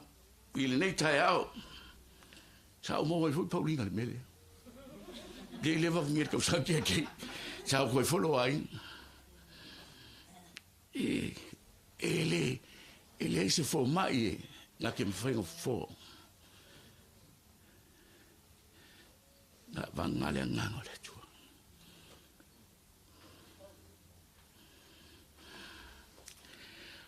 Awani ngalo. Promisia le tua. Sawia. O lo nei oli. A o avatu ya te oe. E te oli nei. Tai au. E oli e lava e whavavau.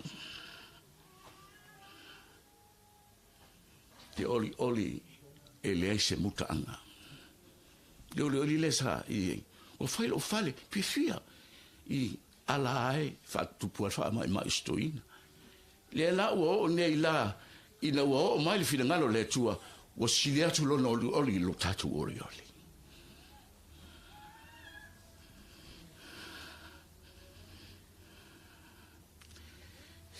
Ile nei taiao tu va per tuai.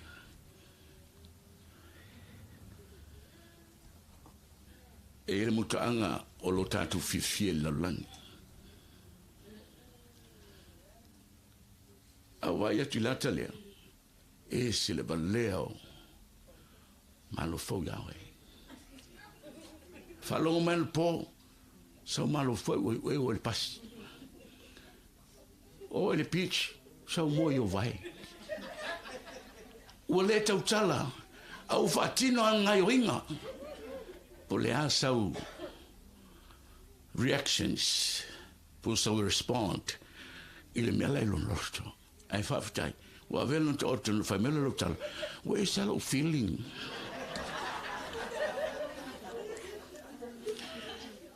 Ang le tua ile to taimi lo tatu anga yatu to ma vai. Sta facing atale titi. Pela tau na ina la pouring tatu. Ya ile tua le maso. Ya lo to tele te tonu e ina o marfana. Ia te son e aru malo alo na fatu le ate o marfana o ina ngale lei ino val au le tu malo se o mai tai ale ne matala langi ele nefulan silfanga ele tangata malanga o te fa peatu ia family le tu e te o marfana Familia lana wauna malfatua malang mai Samoa nis famo moenga. Familia inisio wauna ma tatu ainga I tunanga lua. Fa pe foi la foi ngaluanga po ile kalisi. Il soit fo Yesu. Amen.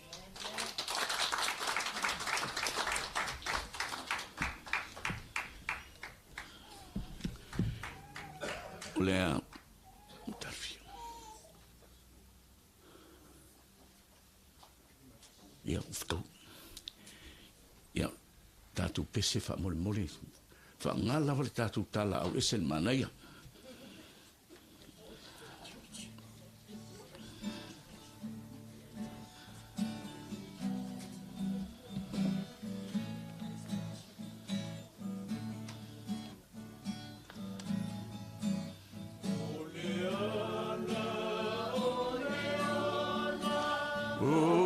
Pia sapa ya e o mea uma o cielo joy na fan tau me fa tofo la vela mai mawasanga o sope e au jo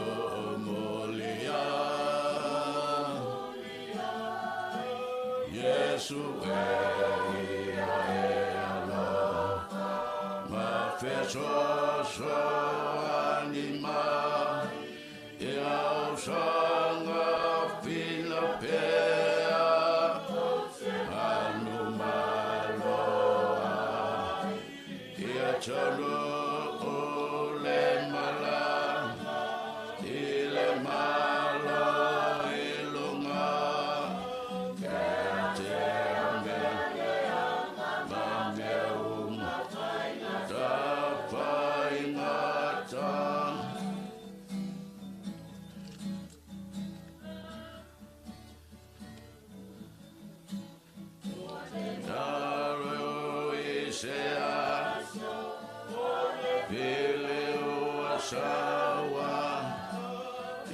Sana foto imana ovangata Taula waia Tomolea Tiloto fatama Malele toangama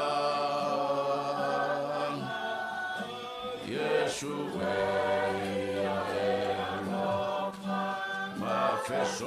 so anima eu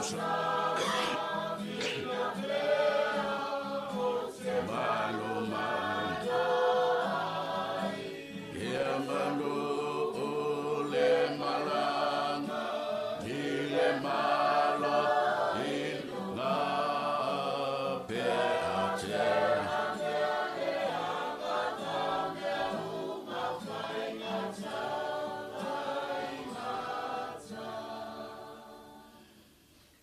Lelie leola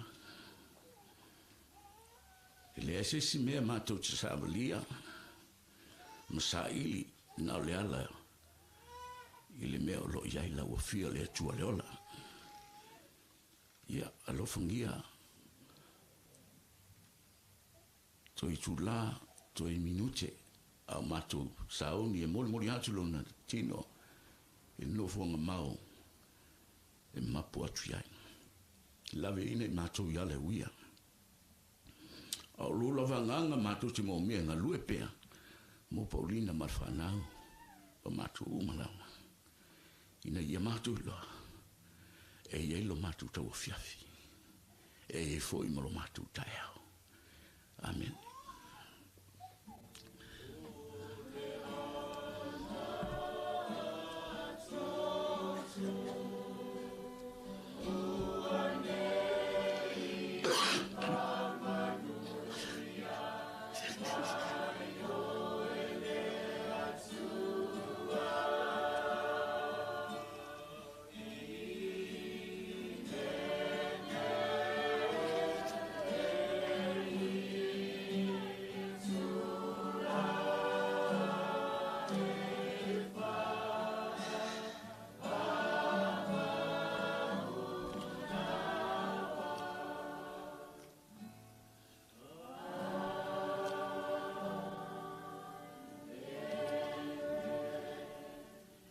Mole atu le, fa mole lava.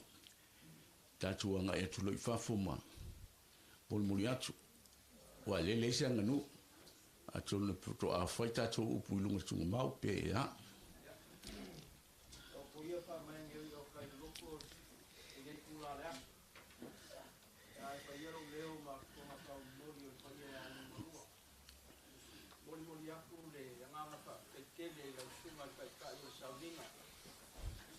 Nani ko i sua au au kofi le tua i so se whakapaitau langa ni e tiafu. Mori aku le nganga o le whakaitele mo upu wha mawhangwhanga. Mai se fo i o upu whala i au le ngei kula le aso. Whape ngā ono makafi ai ngā o pu yuri. Mai se i loko whangongoa i ngā ia paulinga i a maripa ia o aini ngalua. Whakulo fo i le pa ia o Samoa wa poko. O ko ia mo ko sa mai se o ko pulanga fa luku ele nga fa kau mai nga a nge yaso ma nge pia nge kula le aso mo dia ku le nga fa ke le lava la sunga ka ia ka nga nge fa ia le kalesia o ma ko upu nge yaso ka ko mo dia ku le ingo maliwo malo a maea e o nga ka ko ka diu mai le holo nge o le tau mafutanga o sawia le pai o ainga marikina le ainga. Whakaia kufo i le mafutanga o lea, ka ko whakasi mai nei aso, e whamangia le tua. So I would like to take this opportunity to say hello and welcome to the Korean ministry or the Korean Unity Church to come and join with us today. So after the burial of Malo at the cemetery at Manukau, and we come back to here at home, we have something for us today, and we are finished from here. Thank you very much.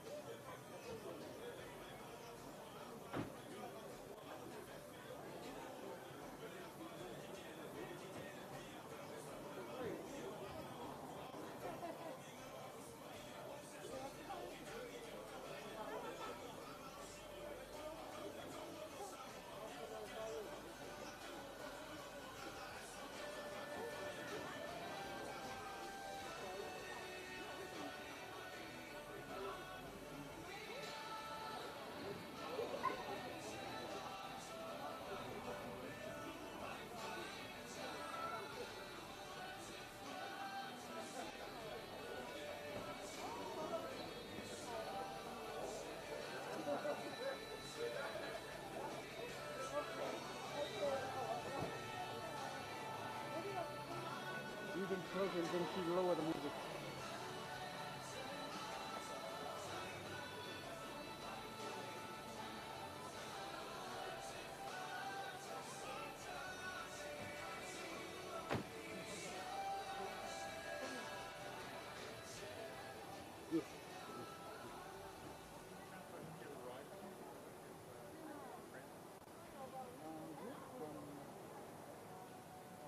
Yes.